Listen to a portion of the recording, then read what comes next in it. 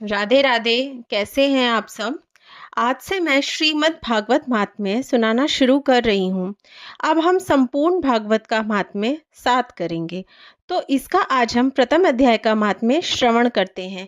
एक बार प्रेम से बोलिए, नारायण भगवान की जय, लक्ष्मी माता की जय, गीता माता की जय।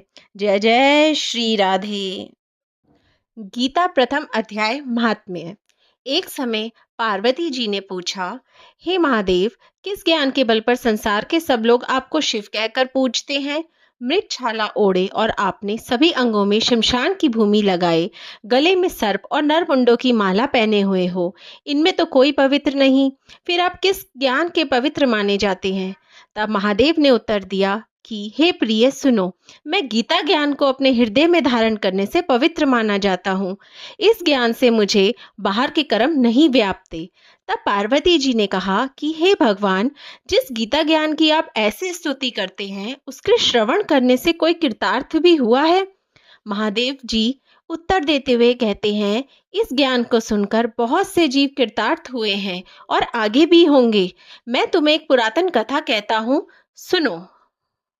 एक समय पाताल लोक में शेषनाग की शैया पर श्री नारायण जी नैन मूंद कर आनंद में मग्न थे। उस वक्त भगवान के चरण दबाते हुए लक्ष्मी जी ने पूछा, हे प्रभु, निद्रा और आलस्य तो उन पुरुषों को व्यापता है जो जीव तामसी होते हैं, फिर आप तो तीनों गुणों से अतीत हो, आप तो वासुदेव हो, आप जो नेत्र मूंद रहे हो, इससे मुझको बड़ा आश्चर्य है। नारायण जी ने उत्तर देते हुए कहा, हे लक्ष्मी, मुझको निद्रा आलस्य नहीं व्यापता। एक शब्द रूप जो भगवत गीता है, उसमें जो ज्ञान है, उसके आकार रूप है। यह गीता शब्द रूप अवतार। इस गीता में यह 5 अंग हैं। 5 अध्याय मेरा मुख है, 10 अध्याय मेरी भुजा है, 16वां अध्याय मेरा हृदय और मन और मेरा उदर है, 17वां अध्याय मेरी जंघा है, 18वां अध्याय मेरा चरण है। गीता श्लोक ही मेरी नाड़ियां हैं और जो गीता के अक्षर हैं वो मेरा रोम है। ऐसा मेरा शब्द रूपी जो गीता ज्ञान है, उसी के अर्थ मैं हृदय में विचार करता हूँ और बहुत आनंद प्राप्त होता है। लक्ष्मी जी बोली, हे नारायण जी, जब श्री गीता जी का इतना ज्ञान है तो उसका सुनकर कोई जीव कृतार्थ भी हुआ है, तो मुझसे कहो। तब श्री नारायण जी ने कहा, हे लक्ष्मी, गीता ज्ञान को सुन के बहुत से जीव कृतार्थ हुए हैं, सो तुम श्रवण करो। एक व्यक्ति था जो चंडालों के कर्म करता था और तेल नमक का व्यापार करता था। उसने एक बकरी पाली। एक दिन वह बकरी चराने के लिए वन में गया और वृक्ष से पत्ते तोड़ने लगा। वहां उसे एक सांप ने डस लिया, जिससे वह तुरंत मर गया। मरने के बाद उसने बहुत से नरक भोगे। फिर उसका जन्म बैल के रूप में हुआ। उस बैल को एक भिक्षुक ने मोल लिया।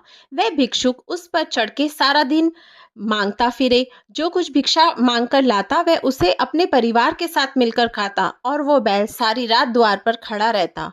उसके खाने पीने का भी कोई ख्याल नहीं करता था और सुबह होते ही बैल पे चढ़कर फिर मांगने निकल जाता था।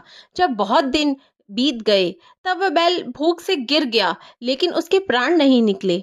नगर के लोगों ने देखा और उस बैल को कोई तीर्थ फल दे तो कोई व्रत का फल दे, तब भी उस बैल के प्राण नहीं छूटे। एक दिन एक गणिका आई। उसने लोगों से पूछा, ये कैसी भीड़ है। तो उन्होंने कहा कि इसके प्राण नहीं निकलते, अनेक पुण्यों का फल दे रहे हैं तो भी इसकी मुक्ति नहीं होती। तब गणिका ने कहा कि मैंने जो कर्म किया है उसका फल मैंने इस बैल को दिया है। इतना कहते ही बैल की मुक्ति हो गई। तब बैल ने एक ब्राह्मण के घर जन्म लिया। पिता ने उसका नाम सुशर्मा रखा।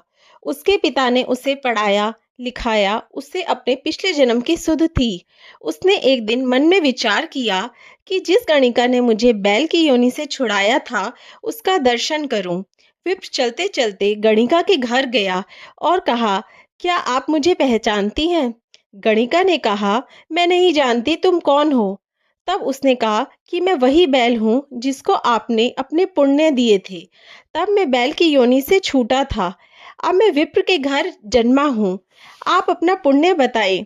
गणिका ने कहा कि मैंने अपने जाने कोई पुण्य नहीं किया, परंतु मेरे घर एक तोता है, वह रोज सवेरे कुछ पढ़ता है, मैं उसका वाक्य सुनती हूँ। उस पुण्य का फल मैंने तुम्हें दे दिया था।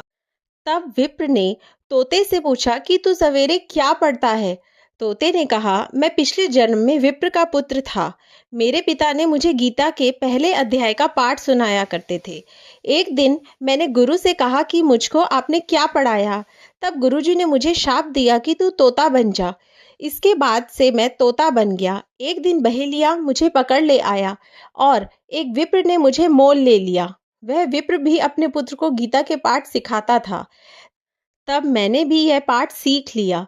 उस दिन विप्र के घर में चोर घुस गए। उन्हें धन तो प्राप्त नहीं हुआ, लेकिन वह मेरा पिंजरा उठा ले आए। उनकी यह गणिका मित्र थी। वह मुझे उसके पास ले आए।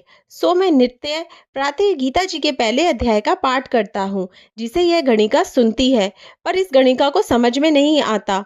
जो मैं पढ़ता हूँ वही इस गणिका ने तेरे निमित्त दिया था। वह श्री गीता जी के पहले अध्याय का फल था। तब विप्र ने कहा कि हे तोते, तू भी विप्र है, मेरे आशीर्वाद से तेरा कल्याण हो। सो हे लक्ष्मी। विप्र के इतना कहते ही वह तोता भी मुक्ति को प्राप्त हो गया। तब गणिका ने बुरे कर्म छोड़ भले कर्म ग्रहण किए और नित्य स्नान करके श्री गीता जी के प्रथम अध्याय का पाठ करना शुरू कर दिया। इस तरह भले विप्र क्षत्रिय वैश्य अतीत उस वैश्य की पूजा करने लगे और विप्र अपने घर को गया। श्री नारायण जी ने कहा, हे लक्ष्मी, जो कोई गीता का पाठ करे या श्रवण करे उसको भी मुक्ति मिलेगी। ये पहले अध्याय का महात्म्य मैंने तुमसे कहा। इति श्री पद्म पुराणे सती ईश्वर संवादे उत्तराखंडे गीता मातम्य नाम प्रथम अध्याय संपूर्णम। जय जय श्री राधे। जय गीता माता। श्रीमद् भगवत गीता के प्रथम अध्याय के महात्म्य को जितना हो सके शेयर करें, ताकि सबको इसका फल मिले। जय जय श्री राधे।